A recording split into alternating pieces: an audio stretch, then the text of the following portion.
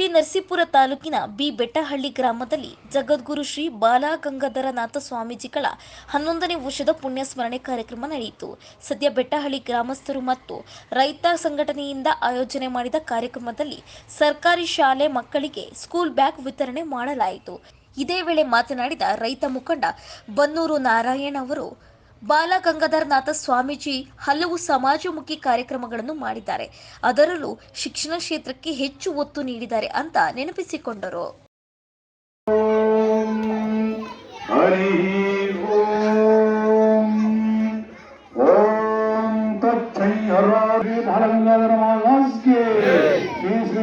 बालगंगाधरनाथ स्वामी जी महाराज के गातुम यज्ञाय गातुम यज्ञपदे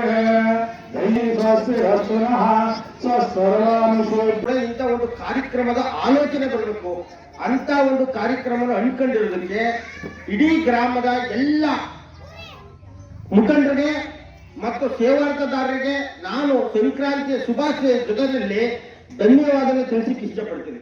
ಯಾಕೆಂದ್ರೆ ದುಡ್ಡಿರೋರೆಲ್ಲ ಇಂಥ ಕಾರ್ಯಕ್ರಮ ಮಾಡ್ಲಿಕ್ಕೆ ಆಗುದಿಲ್ಲ, ದುಡ್ಡು ಇಲ್ಲದೆ ಇರೋರು ಕೂಡ ಇಂಥ ಕಾರ್ಯಕ್ರಮ ಮಾಡಕ್ಕಾಗಲ್ಲ ಅಂತ ಹೇಳಕ್ಕಾಗಲ್ಲ. ಯಾಕೆಂದ್ರೆ ಹನಿ ಗೂಡಿದ್ರೆ ಹಳ್ಳ ಅಂತ ಹೇಳಿ ನಮ್ಮ ಶಿವರಾಮ್ ಅವರು ಒಂದು ವಾರದಿಂದ ಬಹಳಷ್ಟು ಪರಿಶ್ರಮ ಪಟ್ಟರು.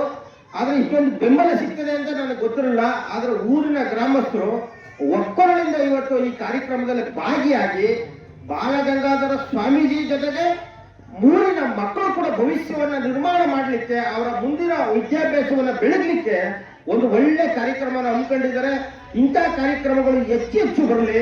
ಕಾರಣ ಇಷ್ಟೇ, ಇಲ್ಲಿರ್ತಕ್ಕಂಥ ಮಕ್ಕಳು ನಾಳೆ ದಿನ ಪ್ರಧಾನಮಂತ್ರಿಗಳು ಆಗ್ಬೋದು, ಇದು ಡೆಮಾಕ್ರಸಿ ದೇಶ, IAS ಆಫೀಸರು ಆಗ್ಬೋದು. ಆದ್ರೆ ನಾವು ಮಾಡ್ತಕ್ಕಂಥ ಸಹಾಯ ಇದೆಯಲ್ಲ ಅದು ಬಹಳ ಅಭೂತಪೂರ್ವ. ಅದು ಒಂದು ಸಕ್ಕಲು ಪೆನ್ಸಿಲ್ ಇರ್ಬೋದು, ಪೆನ್ ಇರ್ಬೋದು, ಪುಸ್ತಕ ಇರ್ಬೋದು, ಮಾರ್ಗದರ್ಶನವಾಗಿ ಅವ್ರಿಗೆ ಕೊಟ್ಟರೆ ಇದು ತಂದೆ ತಾಯಿ ಕೂಡ ಗೌರವದಿಂದ ಕಾಣ್ತಾರೆ. ಮಕ್ಕಳು ಶಿಕ್ಷಣದಲ್ಲಿ ಕೂಡ ಆ ಶಿಕ್ಷಕರು ಕೂಡ ಈ ಊರಿನ ಗ್ರಾಮಸ್ಥರನ್ನ ಕಾಣ್ತಾರೆ. ಯಾಕೆಂದ್ರೆ ನಮ್ಮ ಶಾಲೆಗೆ ಸರ್ಕಾರದ ಅನುದಾನ ಒಂದೇ ಅಲ್ಲ, ಗ್ರಾಮಸ್ಥರ ಸಹಕಾರ ಕೂಡ ಇದೆ. ಮಕ್ಕಳ ಬಗ್ಗೆ ಅತ್ಯಂತ ಪ್ರೀತಿ ಒಲವನ್ನ ತೋರಿಸ್ತಾ ಇದ್ದಾರೆ ಗ್ರಾಮಸ್ಥರು. ಹೊರಗಡೆಯಿಂದ ಬಂದಂತ ನಾಯಕರು ಮುಖಂಡರು ಕೂಡ ಇಲ್ಲಿ ಗೌರವಪೂರ್ವಕವಾಗಿ ನಡ್ಕೊತಾ ಇದ್ದಾರೆ. ಹಾಗಾಗಿ ಮಕ್ಕಳಿಗೆ ಭವಿಷ್ಯವನ್ನ ವಿದ್ಯಾಭ್ಯಾಸವನ್ನ ನೀಡಲಿಕ್ಕೆ ಶಿಕ್ಷಕರು ಕೂಡ ಭಯಭೀತರಾಗಿ ಗೌರವಪೂರ್ವಕವಾಗಿ ಮಕ್ಕಳ ವಿದ್ಯಾಭ್ಯಾಸವನ್ನ ನಡೆಸಲಿಕ್ಕೆ ಹೆಚ್ಚಿನ ಕಾಳಜಿಯನ್ನು ವಹಿಸ್ತಾರೆ ಅನ್ನುವಂತ ಅರ್ಥಪೂರ್ಣ ಕಾರ್ಯಕ್ರಮದಲ್ಲಿ ನನ್ನನ್ನು ಕರೆಸಿ ಎರಡು ಗ್ರಾಮಸ್ಥರಿಗೆ, ಇಲ್ಲಿ ಸಂಘದ ಪರಿವಾರದವರಿಗೆ ಮತ್ತು ಎಲ್ಲ ಮುಖಂಡರಿಗೆ ಧನ್ಯವಾದ